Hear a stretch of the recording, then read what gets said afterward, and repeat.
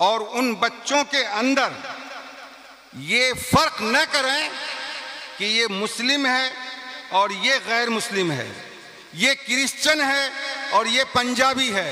नहीं, सारे बच्चे हमारे हैं, बेशक बेशक हमारे मुल्क के हैं। हम एक कोलैबोरेशन कल्चर के अंदर जीते हैं।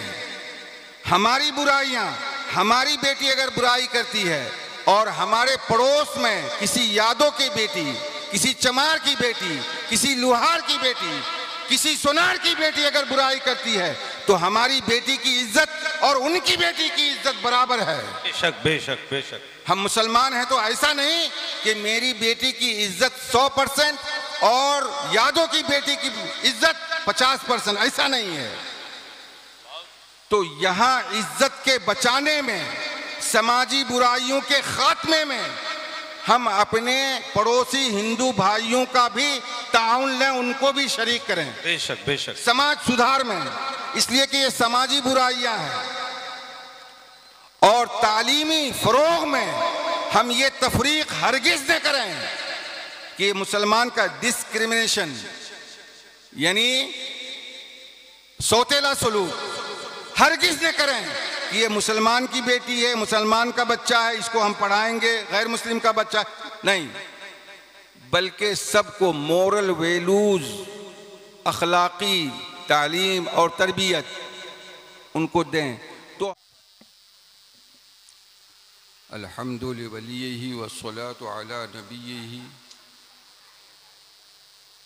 व अला आलिहि व सहबिहि व बारिक वसल्लम सलातम व सलामन अलैका या रसूल अल्लाह।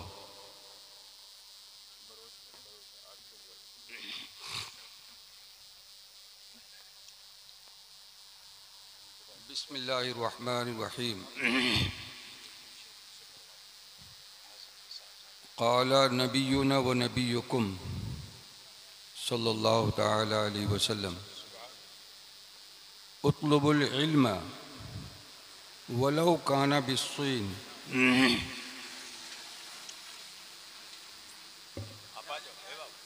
सदक़ रसूलुहु नबियुल करीम व नहनु अला ज़ालिका लमिनश शाहिदीन वश्शाकिरीन वल्हम्दुलिल्लाहि रब्बिल आलमीन। हज़रात,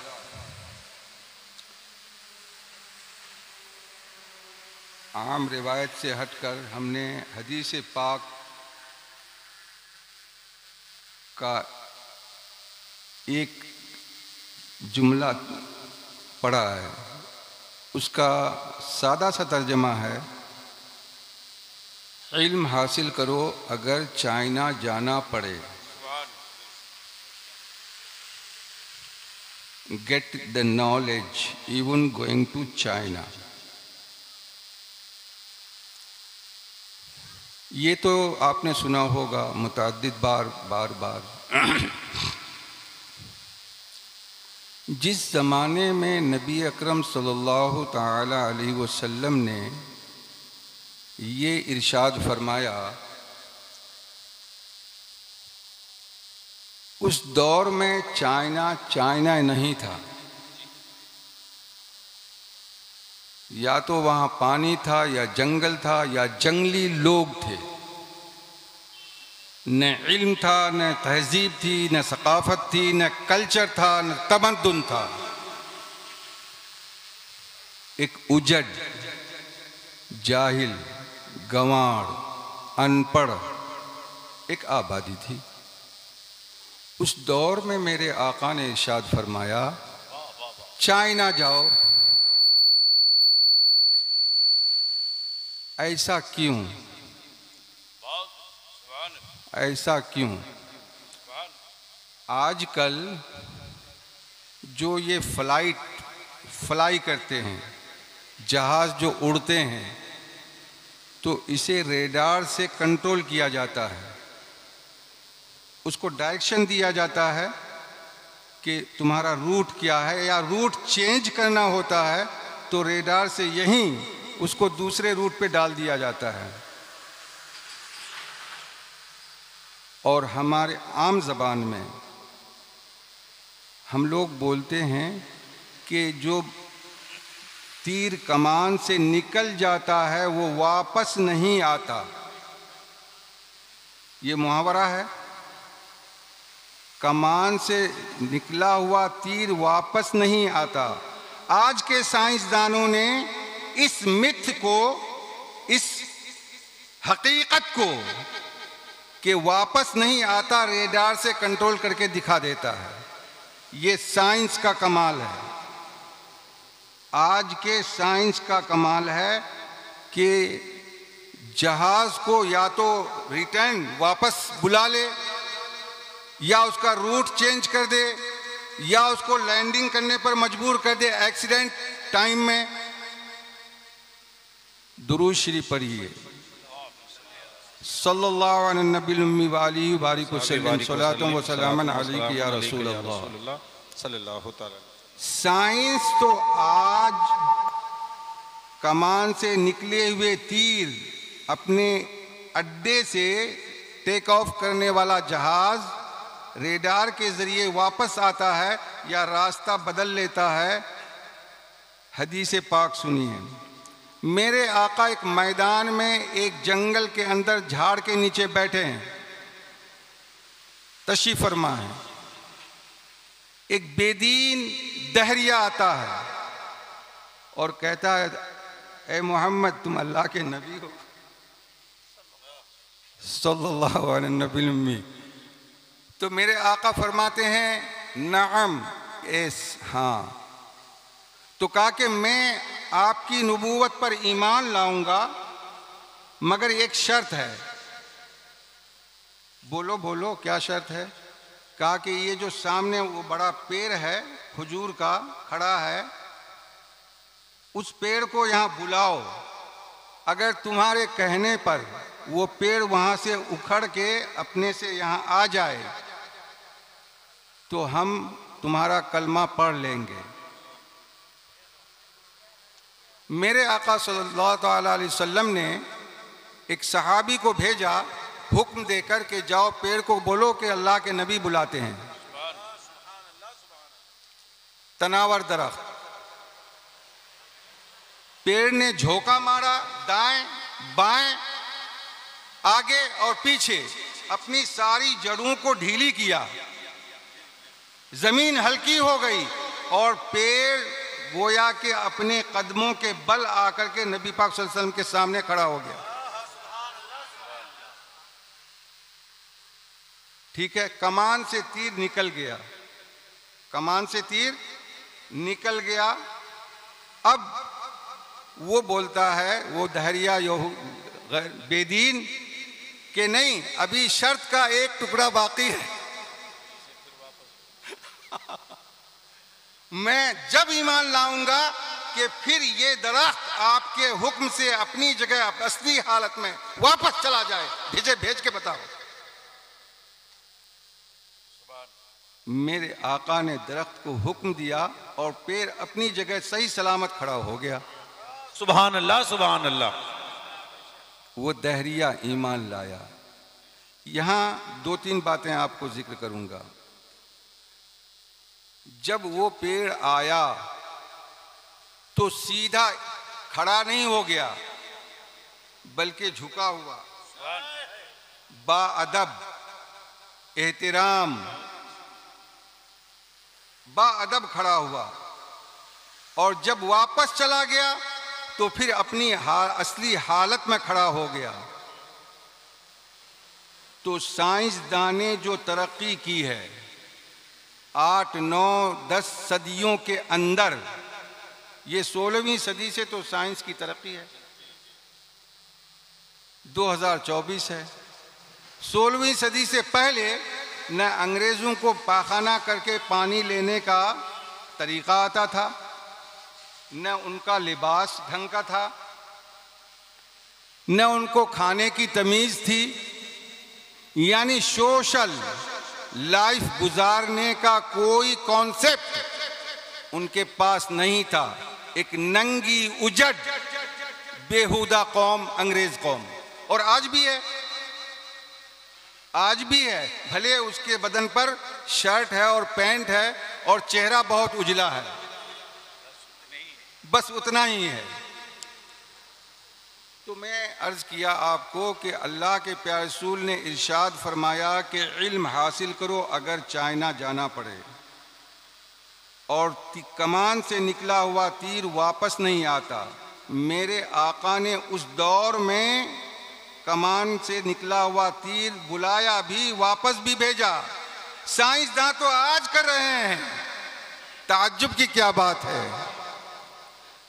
और दूसरी बात, जो तलबुल इल्म उतलुबुल इल्म वलौ काना बिस्सीन वाली हदीस पाक है, इस हदीस पाक का ज़ाहिरी मफ़हूम तो इल्म हासिल करने की अहमियत है।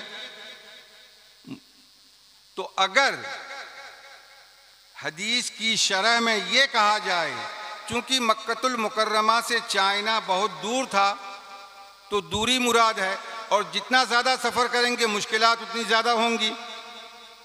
एक बात तो ये है, लेकिन उसका बारीक और अंदरूनी मफहूम ये है कि निगाहे नबूवत देख रही थी। एक दौर आएगा कि एक जंगली कौम इल्म हिकमत और हुनर और सनत के नए नए फूल, नया नया गुल उगाएगी, और आज उगा रही है। तो बातिनी मफहूम ये कि नबी पाक अलैहिस्सलातु तस्लीम की निगाह देख रही थी कि एक दौर आएगा। दुरूशी पढ़िए सल्लल्लाहु अलैहि नबी व आलिहि व बारिक वसल्लम सलातम व सलामन अलैका या रसूलल्लाह सल्लल्लाहु। आपने ये वाक़या तो बड़ा सुना होगा। अबू जहल की मुट्ठी में कंकड़ी थी, और मजाक मजाक में कहा कि ए मोहम्मद बोलो मेरी मुट्ठी में क्या है। तो आपने तो सुना ही है, बिल्कुल आम बात है ये। तो कंकड़ी ने कलमा पढ़ा, ठीक है। नबी अकरम सल्लल्लाहु ताला अलैहि वसल्लम ने इरशाद फरमाया कि एक दौर आएगा कि लोहा पत्थर बोलेगा, पत्थर बोलेगा, लोहा बोलेगा। ये mike a kind of metal, this is, ये लोहे की एक किस्म है। ये हमारे हाथ में जो मोबाइल है, ये पत्थर की एक किस्म है। और lot of kinds of metals, बहुत सारी अक़साम है। कोई टाइट है, कोई नरम है, कोई गुदगुदाहट है, कोई किसी में फिसलाहट है। तो ये आज माइक से जो हम बोल रहे हैं, मोबाइल जो आपके हाथ में है, ये सब बोल रहा है। ये साइंस की तरक्की है। लेकिन मेरे आका ने इरशाद फरमाया 1400 बरस पहले, सुभान अल्लाह, सुभान अल्लाह। और यही नहीं कि इरशाद फरमाया, प्रैक्टिकल करके दिखाया। अबू जहल के हाथ में प्रैक्टिकल करके दिखाया। दुरूद शरीफ पढ़िए सल्लल्लाहु अलैहि वसल्लम। इल्मे दीन या इल्म, what is the importance of knowledge, इल्म की अहमियत क्या है। अल्लाह कुरान करीम में इरशाद फरमाता है, हल यस्तविल्लज़ीना ला यअलमून वल्लज़ीना हल यस्तविल्लज़ीना यअलमून वल्लज़ीना ला यअलमून। जो जानते हैं वो और जो नहीं जानते हैं ये, क्या ये दोनों बराबर? इंट्रोगेटिव, सवालिया जुमला है ये, सवालिया आयत करीमा। इसका मतलब जानने वाले और न जानने वाले दोनों बराबर। हम नहीं जानते, ये बच्चा जानता है, ये माइक को कंट्रोल कर रहा है, तो वो जानने वाला है, हम न जानने वाला, हम दोनों बराबर नहीं है। उसका इल्म ज्यादा है, ये बच्चा हमसे ज्यादा जानता है।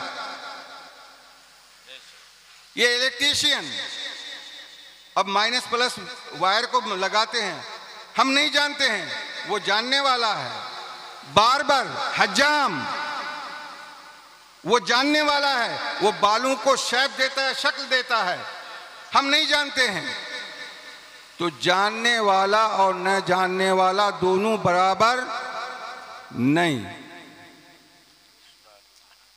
इसलिए हमें जानने की ज़रूरत है और कुरान करीम और अहादीस रसूल लबरेज है उनके सफ़ात इल्म की अहमियत से। लेकिन मुख्तसर वक्त में मुख्तसर चंद जुमले, चूँकि मैं कोई ख़तीब मुक़र्रिर इंसान नहीं हूँ, मैं एक सादा इंसान हूँ और बस सादा सी बातें करता हूँ। हमें सुनना है मुफ़क्किर इस्लाम हज़रत अल्लामा, ये अल्लामा और फ़हामा नहीं, सच्ची बात यह है कि ये हमारे बुजुर्गों की अमानत है। गुलाम रसूल बलियावी, ये अल्लामा, मौलाना, फ़हामा, फलना चिलना, ये आदाब अलकाब, ये सब रस्म है। ये हम रस्म के कायल नहीं, लफ्ज़ों के पेचों में उलझते नहीं दाना। गुलाम रसूल बलियावी ये हमारे बुजुर्गों की अमानत है, अमानत।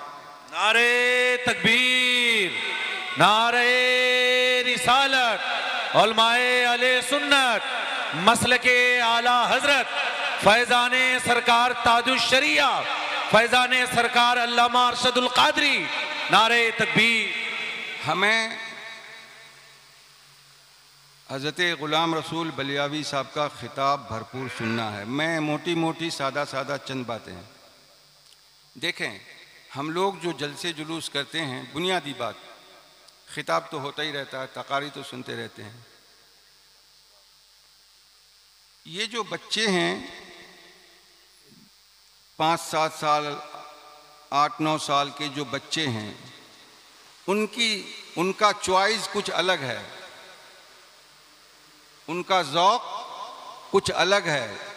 5-7 साल 8-9 साल 10-11 साल तक मान लीजिए, तो उनकी साइकोलॉजी अलग है, उनकी नफ्सियात अलग है, उनका ज़ौक़ अलग है।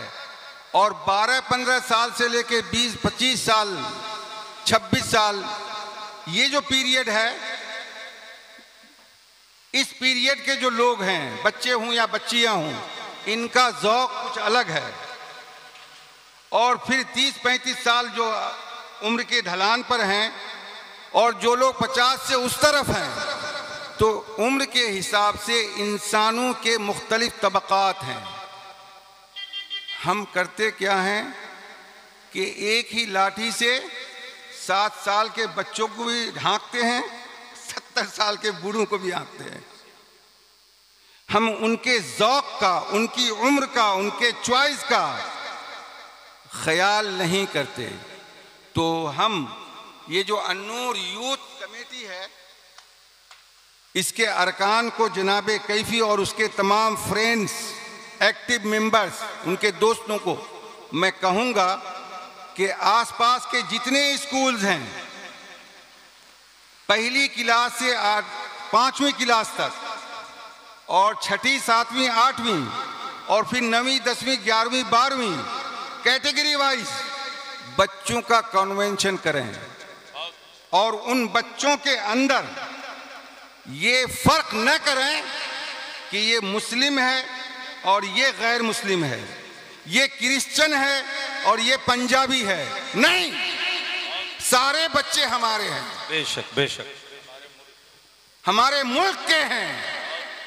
हम एक कोलैबोरेशन कल्चर के अंदर जीते हैं।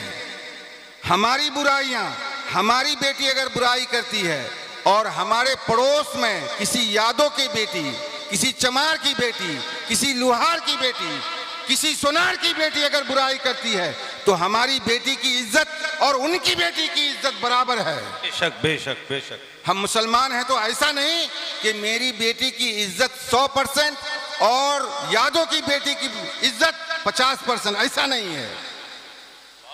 तो यहाँ इज्जत के बचाने में, समाजी बुराइयों के खात्मे में हम अपने पड़ोसी हिंदू भाइयों का भी ताउन लें, उनको भी शरीक करें। बेशक बेशक। समाज सुधार में, इसलिए कि ये समाजी बुराइयां हैं।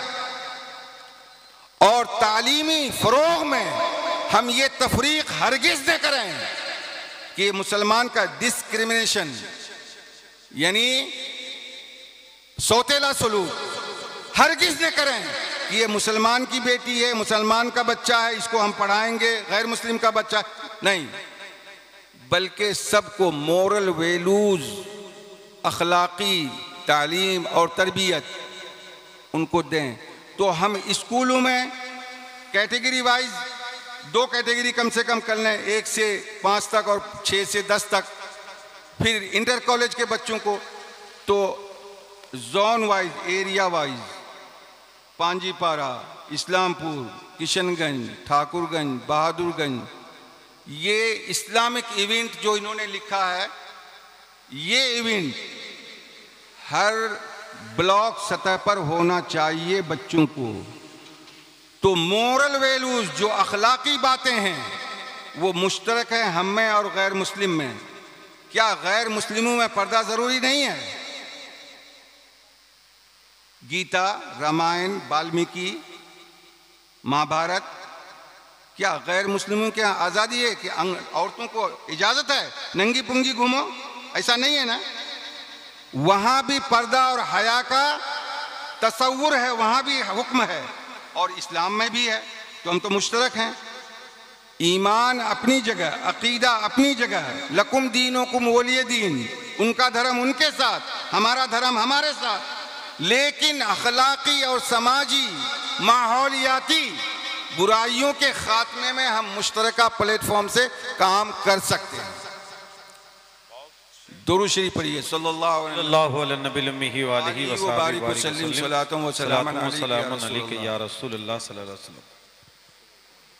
हमारे जवान हमारे हर एरिया में, ये पूरे सीमांचल, पूरा बिहार, पूरे हिंदुस्तान में, हमें बताइए कि कितने फीसद ऐसे लोग हैं जो अपने बच्चों की तैयारी नीट की, JEE की, UPSC की, BPSC की तैयारी 12 से 15 हज़ार खर्चा करके पटना, अलीगढ़, दिल्ली, बेंगलुरु, कोटा में करा सकते हैं? कितने फीसद ऐसे लोग हैं? हमारे पूरे सीमांचल में कम से कम, या किशनगंज डिस्ट्रिक्ट में 2%, 3%, 4%, ज़्यादा से ज़्यादा मैक्सिमम 5%, 95%।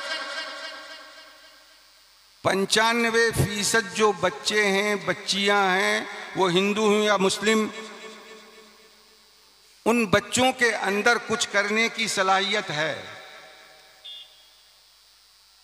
वो बच्चा एक बेहतरीन शहरी, आइडियल सिटीजन, नमूना अमल एक बच्चा वो बन सकता है। उसके अंदर ये टैलेंट है, उसके अंदर ये काबिलियत है, उसके अंदर जहानत है। लेकिन गुर्बत उसके पाँव की जंजीर है। पांजीपारा तो दूर की बात, किशनगंज में भी जाके न रह सकता न पढ़ सकता है। तो ये जो 95% बच्चे हैं, लोअर क्लास, मजदूर, भाजी वाले, सब्जी वाले, tailor master, plumber, electrician, so and so, और मिडिल क्लास, इनके बच्चे रोते धोते जमीन बेचकर, कान का जेवर बेचकर कुछ लोग अपने बच्चों को कामयाब बना लेते हैं, इक्का दुक्का। मैं ये कहना चाहता हूं, इस पस मंजर में अगर ऐसा कोई सिस्टम जो बेंगलुरु में है, दिल्ली, बम्बई, अलीगढ़ में है, पटना में है, ऐसा कोई सिस्टम अगर आपके सीमांचल में हो, कटिहार, पूर्णिया, किशनगंज, बशमूल, दीनाजपुर इंक्लूडिंग, अच्छा सीमांचल में ये क्लब वाजे कर दूं, 1813 जो बरतानवी दौरे हुकूमत था, 1813 तक मालदा डिस्ट्रिक्ट आपका पूर्णिया था। 1813 ईस्वी तक ओमाली जो गजेटर लिखा है अंग्रेज दौरे हुकूमत में, पंडवा शरीफ, सादुल्लापुर वगैरह, मुर्शिदाबाद के बॉर्डर तक ये हमारा पूर्णिया था। 1956 में ये पूरा दीनाजपुर पूर्णिया था। 1972 में पूरा कटिहार पूर्णिया था। 1990 में किशनगंज, अररिया पूर्णिया था। ये है सीमांचल। और लोगों को खानों में मत बांटिए, ये दीनाजपुरी, ये किशनगंजवी, ये पूर्णवी, ये हरगिज नहीं। ये बहुत भूल की बात है। ये रशीदी, ये अशरफी, ये रजवी हरगिज नहीं, ये भूल की बात है। हमारी लक्ष्मण लेखा जो हमारी मतलब रेड लाइन है वो है आला हजरत की जात और वो फिक्र। सुभान अल्लाह, सुभान अल्लाह। आला हजरत की जात और फिक्र से अगर मेरा बेटा भी एक कदम आगे जाएगा तो मेरा बेटा से मेरा ताल्लुक खत्म। मेरा बाप भी करेगा, बाप बेटे का रिश्ता खत्म। ईमान का तकाजा यह है, लेकिन अमल का तकाजा पूरे सीमांचल में UPSC coaching, BPSC coaching, JW की कोचिंग, नीट की तैयारी, ऐसा सिस्टम अगर हम सीमांचल में लॉन्च करें, हम और आप मिलकर, तो एक हलवा का बेटा, एक चरवाहा का बेटा, एक बेवा खातून का बेटा ये यहां से फायदा उठा सकता है। एक बात। दूसरी बात, जो बच्चे दिल्ली, पटना, अलीगढ़, बेंगलुरु वगैरह में पढ़ते हैं, हजरत ये बीमारी बड़ी आम है। बिहारियों के जो बेटे होते हैं, कामयाब बेटे, दिल्ली के लोग अपनी बेटियों से ब्याह देते हैं जबरदस्ती। प्रैक्टिकल है, ये प्रैक्टिकल है। मैं 20 मिसाल दे सकता हूं। बेटा हमारा, और हमने रो धो करके, पसीने बहाकर, खेत बेचकर, खलियान बेचकर हमने उसको तालीम दिलाई, और बेटा जब कामयाब हो गया, डॉक्टर, बैरिस्टर, इंजीनियर, फिलासफर बन गया, तो उधर के लोग अपनी बेटी देके हमारे बेटे को हड़प लेते हैं। यह है समाजी खराबी। एक तो एक समाजी बुराई है। दूसरा, आप संजीदगी से सुनिए, हमारे बच्चे हजरत उमर रज़ी अल्लाह ताला अन्हु एक दफा कुछ औराक पढ़ रहे थे, कुछ औराक पढ़ रहे थे। मेरे आका अलैहिस्सलातु तस्लीम की निगाह नाज पड़ गई। पूछा, उमर मा हाजा, क्या है, क्या पढ़ रहे हो? तो हजरत उमर ने फरमाया, तौरेत। तो मेरे आका के चेहरे पर जलाल रक्स करने लगा, चेहरा तमतमा गया, और मेरे आका ने इरशाद फरमाया, हल लकल कुरान लैसा बिकाफिन, क्या कुरान तुम्हारे लिए काफी नहीं है? तौरेत क्यों पढ़ रहे हो? कुरान काफी नहीं है। अब जब कुरान आ गया तो न तौरेत की जरूरत है, न साहिब तौरेत की जरूरत है, न जबूर की जरूरत है, न साहिब जबूर की जरूरत है, न इंजील चाहिए, न साहिब इंजील चाहिए। कुरान यकफी लकुम हत्तल क़यामा, कुरान तुम्हारे लिए काफी है क़यामत तक। इस हदीस पाक की रोशनी में मैं आपको नतीजा देना चाहता हूं। आप जो अपने बच्चों को पढ़ाते हो, किन लोगों से पढ़ाते हो? शुरोफा के यहाँ पहले दौर में, अभी नहीं, 100-150 साल 200 साल पहले, शुरोफा जो खानदानी शुरोफा होते थे, रईस, नवाब, जागीरदार, पत्नीदार, बादशाह, वो अपनी औलाद को अहरे गहरे सबके हाथ तालीम के लिए नहीं देते थे।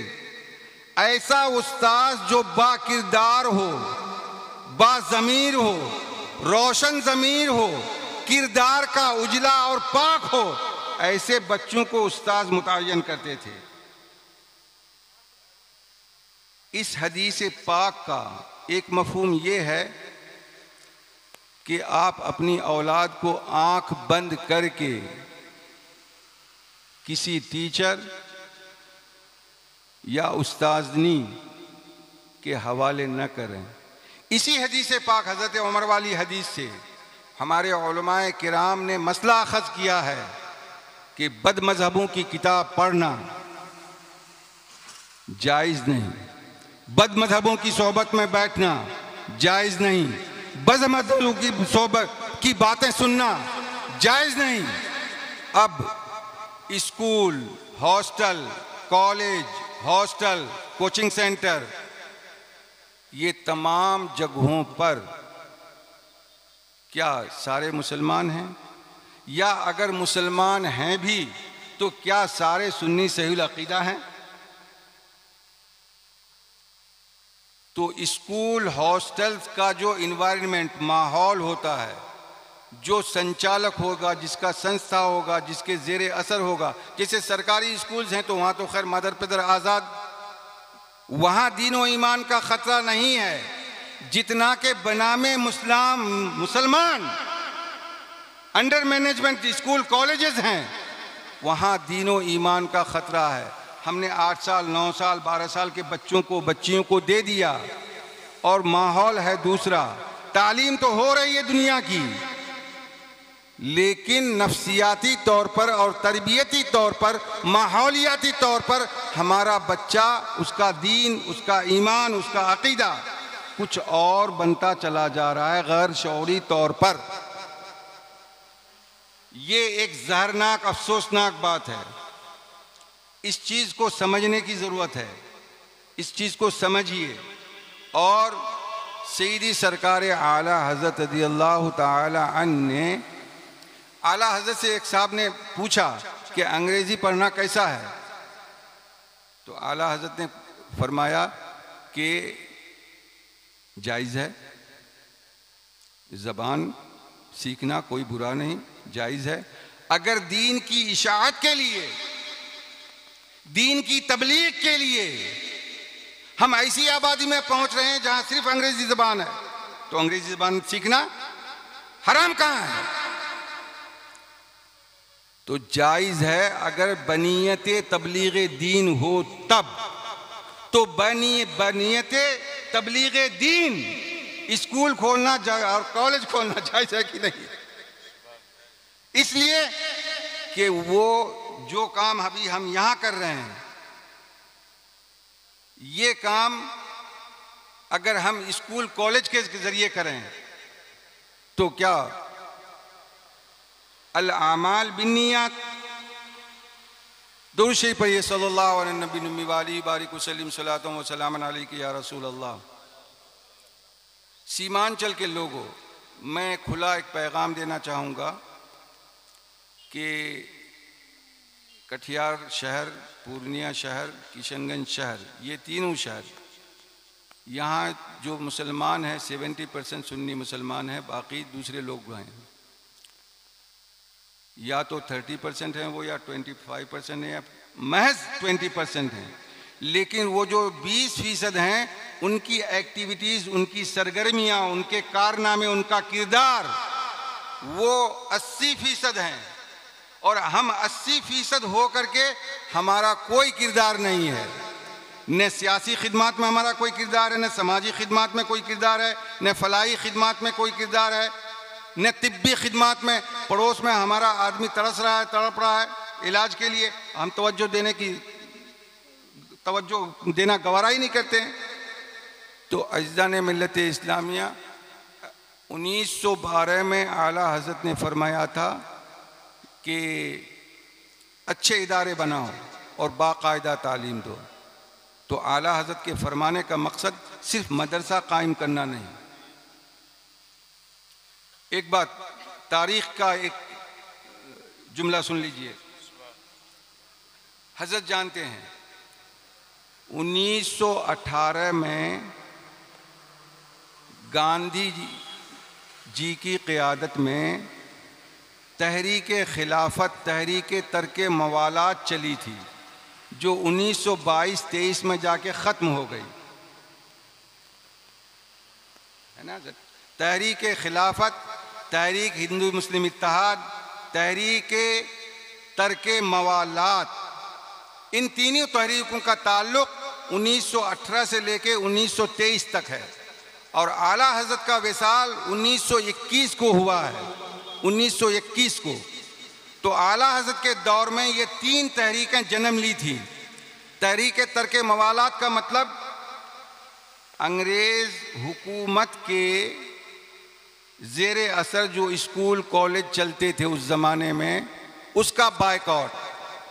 असातिज़ा बायकॉट करें कि हम नहीं पढ़ाएंगे, हम तनख्वाह नहीं लेंगे और हम नहीं पढ़ाएंगे, और तलबा बायकॉट करें कि हम उन इदारों में नहीं पढ़ेंगे जो एडेड हैं अंग्रेज़ दौरे हुकूमत के। अलीगढ़ यूनिवर्सिटी से आला हज़रत के पास सवाल आया। अलीगढ़ यूनिवर्सिटी उस वक्त यूनिवर्सिटी नहीं बनी थी, कॉलेज था, मोहम्मदन कॉलेज।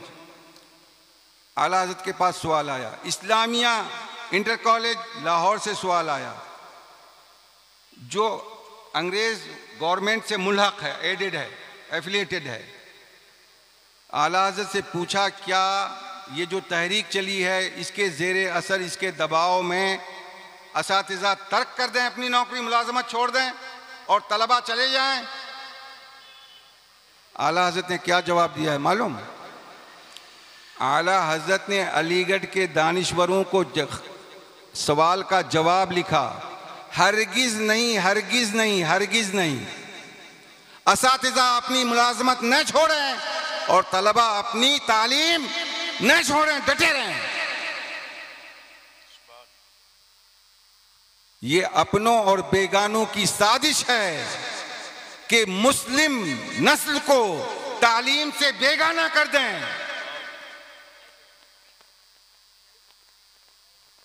मुसलमान जो रोजगार से जुड़ा हुआ है गवर्नमेंट नौकरी से, उनको गवर्नमेंट नौकरी से अलग थलग कर दें, रोजगार का मसला खड़ा हो जाए और मुसलमानों के बच्चे जाहिल अपाहिज होकर रह जाए।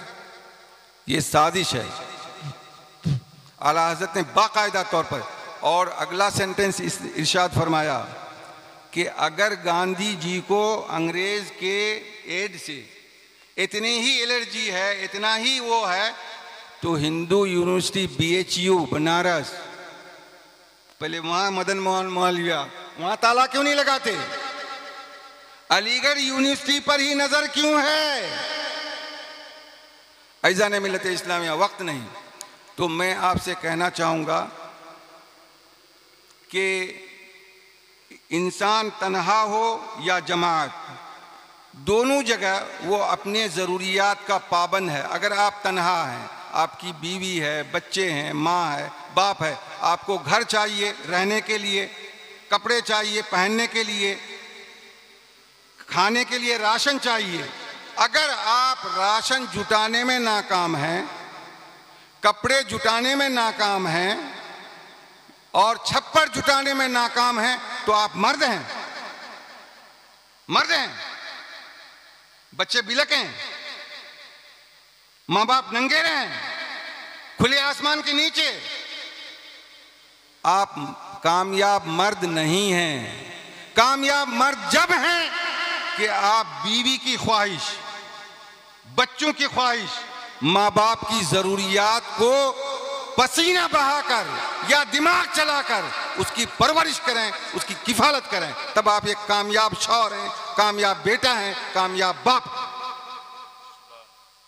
इसको कहते हैं खुद किफालती निज़ाम, खुद कफील बनना, सेल्फ सस्टेन, सुरजापुरी में अपने पांव पे खड़ा होना। ये क्या बात हुई दूसरों पर डिपेंड, दूसरों पर डिपेंड, लंगड़े लूजे की तरह बैसाखी का सहारा। बच्चा आपका, स्कूल किसी और का, बीमार आप, हॉस्पिटल किसी और का, मुकदमा आपका, वकील किसी और का। आप वकील बनो, आप डॉक्टर बनो, आप इंजीनियर बनो।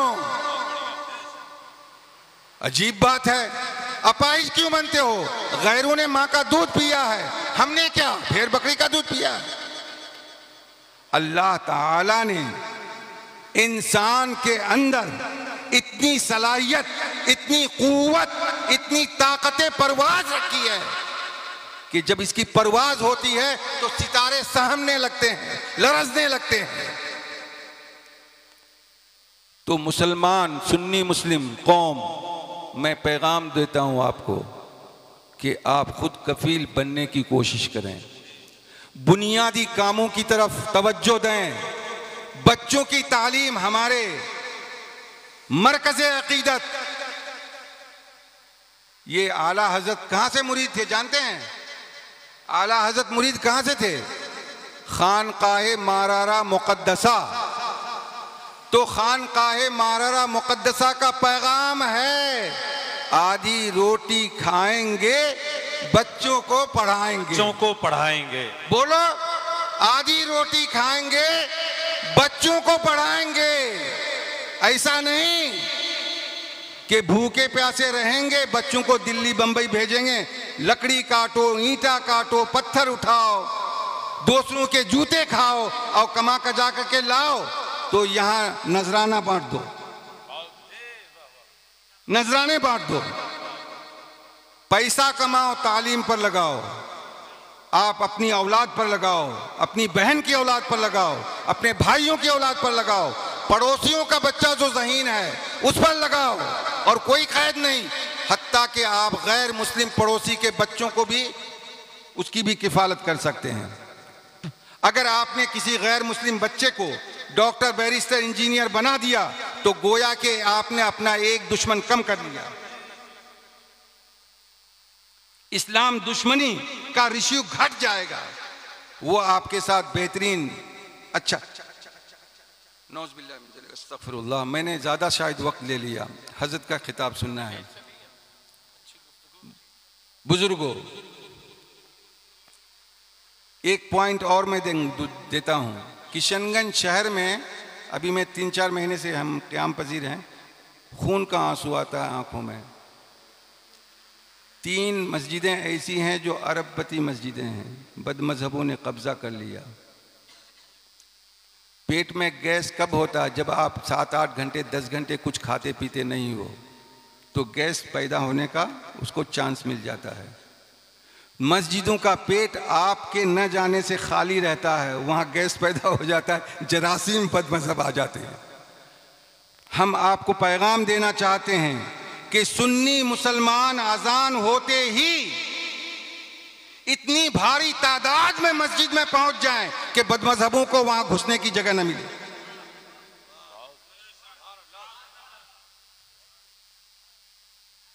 बच्चे, जवान और बूढ़े तो पढ़ते ही हैं माशाअल्लाह। आप खेत में हैं तो आ जाइए। अगर आपने मस्जिद का अंदरूनी हिस्सा अपनी तादाद से भर दिया, वो मस्जिद कभी बदमजहब कब्जा नहीं कर पाएंगे। इसलिए पूरे सीमांचल में नमाज के सिलसिले में ये हिकमत अमली अपनाई जाएगी। इस हिकमत अमली पर काम करना चाहिए। मौलाना तौहीद साहब, मस्जिद का पेट भर दो ताकि बदमजहब को आने का मौका न मिले। इसलिए कि ऐसा होता है आबादी में कि सुन्नियों के नमाजी 2, 4, 5, 10 और उनके 20, 30, 25। एक वक्त ऐसा आता है कि उनका दबदबा हो जाता है, उनकी तादाद और ताकत ज़्यादा हो जाती है, वो लड़ाई झगड़ा शुरू कर देते हैं कचहरी में, कोर्ट में, थाने में, पुलिस में। अच्छा, नमाजी किसके ज़्यादा हैं? इनके। अच्छा, इमाम इनका रहेगा। तो इस हिकमत अमली, इस पॉलिसी, इस बारीक साजिश के तहत बदमजहब हमारी मस्जिदों पर कब्जा करते हैं। तो आप नमाज पढ़ोगे? नमाज पढ़ोगे बेटे? जवान सब। हजरत केरला में 12-13 साल, 14-15 साल, 16-17 साल, 18-20 साल के बच्चे, रोड किनारे मस्जिदें हैं, जैसे ही आजान होगी बच्चे, हजरत बच्चे सब पैदल जा रहे हैं मस्जिद, बाइक से जा रहे हैं, बाइक रोका मस्जिद, 4 व्हीलर से जा रहे हैं, वहां तो 4 व्हीलर बहुत ज्यादा है। नमाज नहीं छोड़ेंगे, वहां का कोई बच्चा नहीं छोड़ेगा। शेख अबू बकर ने ऐसी उनके अंदर बेदारी पैदा कर दी है, तो ऐसी बेदारी हम सीमांचल में भी पैदा करें, पूरे हिंदुस्तान में पैदा करें, ताकि बदमजहबों को घुसने का मौका न मिले। एक खुशखबरी सुनाता हूं और रुखसत होता हूं। आपके बच्चे दिल्ली, बंबई में, सूरत, गुजरात में कब तक बिल्डिंग कंस्ट्रक्शन का काम करते रहेंगे? आप बच्चे, हम बच्चे पैदा इसलिए करते हैं कि दूसरों के बंगले और दूसरों के प्लाजे तैयार करें। हमारी गैरत को जागना चाहिए, हमारी गैरत को जागना चाहिए, जगाना चाहिए कि हमारे बच्चे जो लेबरिंग का काम करते हैं और इंतहाई बेइज्जती, इनकी रिहाइश देखिए, इनकी खुराक देखिए, इनका रहन सहन देखिए, इनकी बदचलनी देखिए, बदकिरदारी देखिए, खून का आंसू आंखों में आता है। अज़ीज़ान मिल्लत इस्लामिया, तो आप अपने बच्चे, जो लोग नहीं पढ़ सके, लेकिन अब से अहद कर लीजिए कि अब जो 2-4 साल का बच्चा है, 1 से 5 साल के बच्चे, उन बच्चों को हम मजदूर नहीं बनाएंगे, ईंटा काटने वाला नहीं बनाएंगे, लोहा काटने वाला नहीं बनाएंगे, दूसरे की गाय की घास छीलने वाला नहीं बनाएंगे। क्या बनाएंगे? हाफिज कुरान बनाएंगे, आलिम दीन बनाएंगे, मुफ्ती शरअ मतीन बनाएंगे, डॉक्टर बनाएंगे, इंजीनियर बनाएंगे, बैरिस्टर बनाएंगे। इसके लिए हमें और आपको, पूरी कौम को अगर भीख मांगना पड़े तो हम भीख मांगेंगे, लेकिन अपने बच्चों को जहालत के दलदल में फंसने नहीं देंगे। अहद कीजिए। खुशखबरी ये है, अभी 2-3 जुमा पहले मैंने आपकी मस्जिद में तारुफ कराया था नॉलेज सिटी किशनगंज का। कुछ लोगों ने सुना होगा, जो लोग नहीं जानते हैं वो जान जाएं। ये है नॉलेज सिटी किशनगंज। इसके लिए अल्हम्दुलिल्लाह 8 एकड़ ज़मीन ली जा चुकी है और इसके जो कागजी कानूनी मराहिल हैं, इंजीनियर का जो नक्शा है, इंजीनियर आर्किटेक्टर का जो नक्शा है, प्लान है, सब पास हो चुका है। पंचायत राज से सरपंच मुखिया का एनओसी और ब्लॉक के बीडीओ सीओ से एनओसी ली जा चुकी है। ज़मीन की रजिस्ट्री हो चुकी है, नक्शा पास हो चुका है, सारा कुछ हो चुका है। और मैं समझता हूं कि पूरे सीमांचल में शायद पहला एक इदारा होगा जहां खामोशी के साथ इतनी ज़मीन हासिल की गई है। यहाँ मस्जिद भी होगी, शानदार मदरसा होगा, शानदार दारुल उलूम होगा, शानदार स्कूल होगा, शानदार हॉस्टल होगा, engineering college, law college, dentist, B pharma, D pharma, medical college, यानी दीनी और दुनियावी तालीम का एक बहुत बड़ा हब, एक बड़ा कारखाना। और जब इसको हम लोग 5 साल से लेके 10 साल तक स्ट्रगल, सख्त मेहनत, जिद्दोजहद करके जब उस मंजिल तक पहुंच जाएंगे तो इंशाअल्लाह सुम्मा इंशाअल्लाह करीम इसको हम लोग मंजूर कराएंगे आला हजरत यूनिवर्सिटी के नाम। सुभान इंशाअल्लाह। बोलिए इंशाअल्लाह। इंशाअल्लाह। हाथ उठाइए, बोलिए इंशाअल्लाह। हमारे मजदूर भाई वो कुछ नहीं दे सकते, अपनी मजदूरी, अपने बदन के चंद कतरे तो दे सकते हैं इस नॉलेज सिटी को। हम पसीना लेने के लिए तैयार हैं, आपसे हमें कुछ नहीं चाहिए। मजदूरों का पसीना चाहिए, बेवाओं का आंचल फैलाकर दुआएं चाहिए, यतीम बच्चों की दुआएं चाहिए। इंशाअल्लाह करीम मंजिल आसान है।